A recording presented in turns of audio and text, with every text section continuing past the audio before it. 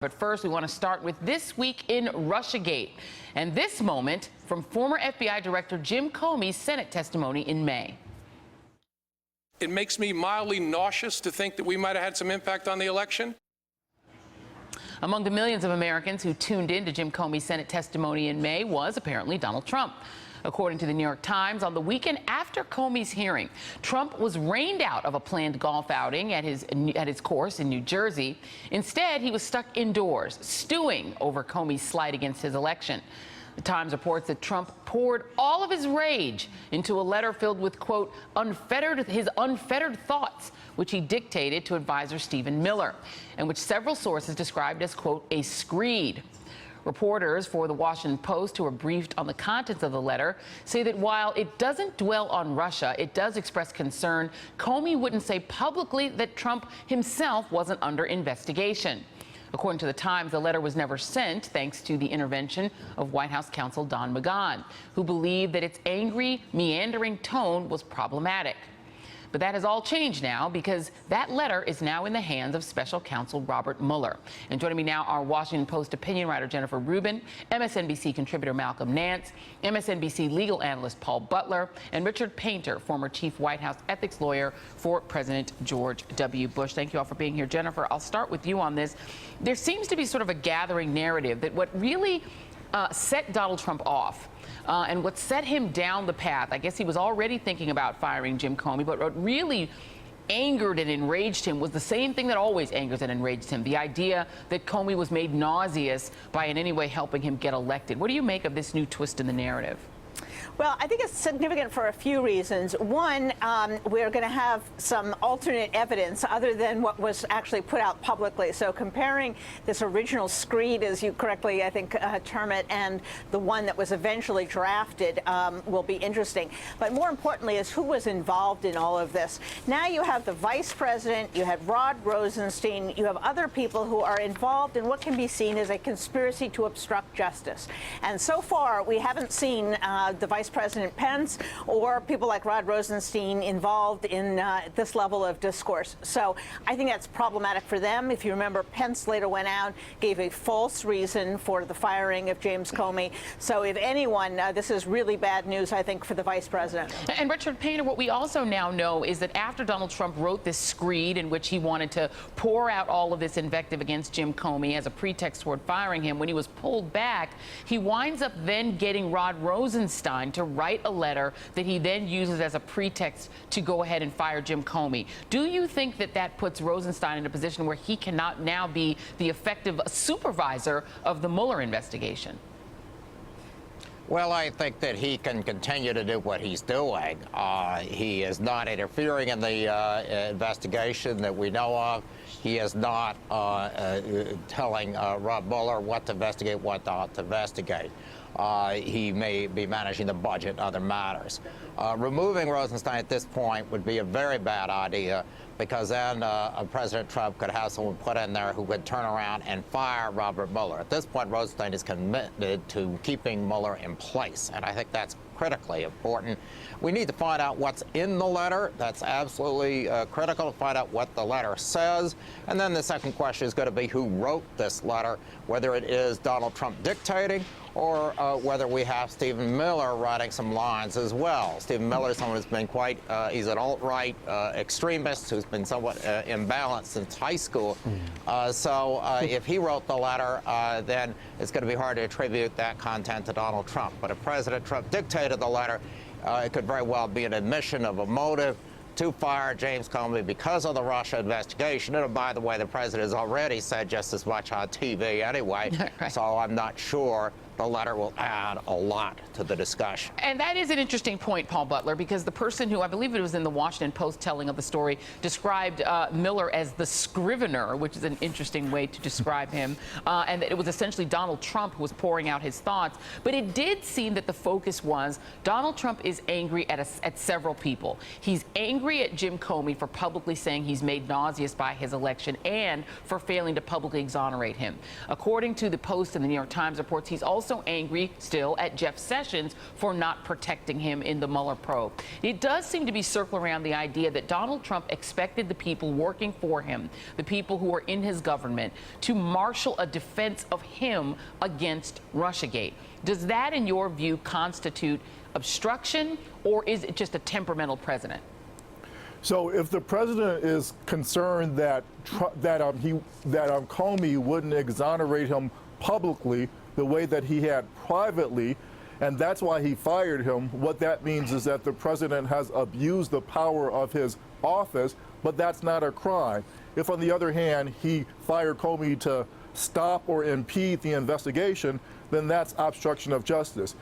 What Special Counsel Robert Mueller will do is to haul everybody into the grand jury who was part of this meeting where this letter was ginned up. So that's the vice president, that's Kushner, and that's Miller. They'll claim executive privilege, but Trump has waived that with all the talking he's done about his reasons for firing Comey. Yeah, including telling our Lester Holding. What will go down, I think, is the seminal Trump interview. No, I did it because of Russia, which if that was supposed to be the get out of jail free card, what an interesting one to play. Malcolm Nance, you know, when we keep going down this road of the attempts that Donald Trump has made to deflect the Russiagate probe, wanting people to exonerate him, trying to entice Comey to just drop the investigation against Michael Flynn.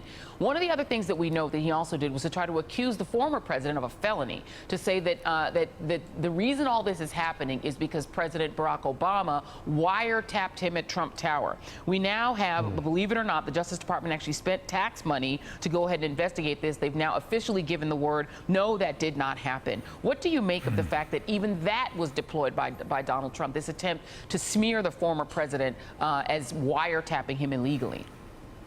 You know, we talk about the details of this investigation all the time, but, you know, certainly from the aspect of the U.S. intelligence community and the investigators who are in on this now, the key question is, what is the base motivation for all of this activity? Why does Donald Trump feel that he is frightened by this investigation, frightened by the information that is being leaked, that he feels that he has to actually engineer answers with his team in order to stop the investigation? That leads to some underlying cause that, you know, to a certain extent we saw earlier this week with the letter that came out between, you know, Felix Sater and his personal counsel, Mr. Cohen, saying that Moscow was all in to get him elected.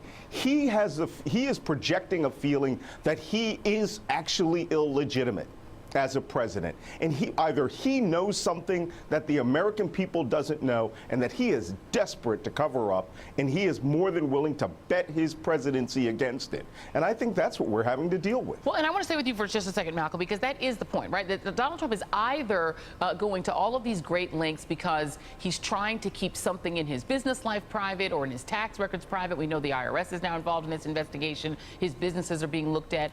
Or he knows something about the Russiagate conspiracy itself that he's trying desperately to keep private. Let's talk about that second possibility. Julian Assange, who we know was the conduit for the stolen DNC hacked emails to get to the public via WikiLeaks. Dana Rohrabacher, who is a Republican congressman from California, who, if those of you who don't know, is a big fan of Russia and has been for a long time, met with Julian Assange, went with this right-wing blogger to go and meet with Julian Assange. Now he claims that he wants to have a private meeting with Donald Trump to tell him of Julian Assange's self-defense, claiming that the information did not come from Russia. What do you make of this talk that Rohrabacher is floating, that Donald Trump should actually pardon Julian Assange and then get whatever information Assange has to offer on Russiagate?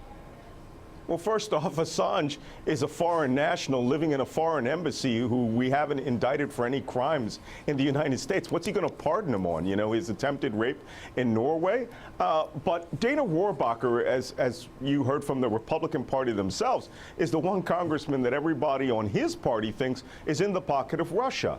I've met Congressman Rohrabacher. I have no animosity to him. He sounds like a nice guy. He served the country well during his time in the military. But for him to go to London and meet with Julian Assange, who Mike Pompeo, the director of the CIA, has referred to his agency, WikiLeaks, as a non-state intelligence agency, All of this needs to be brought out in investigation. We are now going down rabbit holes to where we may have an active campaign to cover up all the players in this game in a very haphazard, amateurish fashion.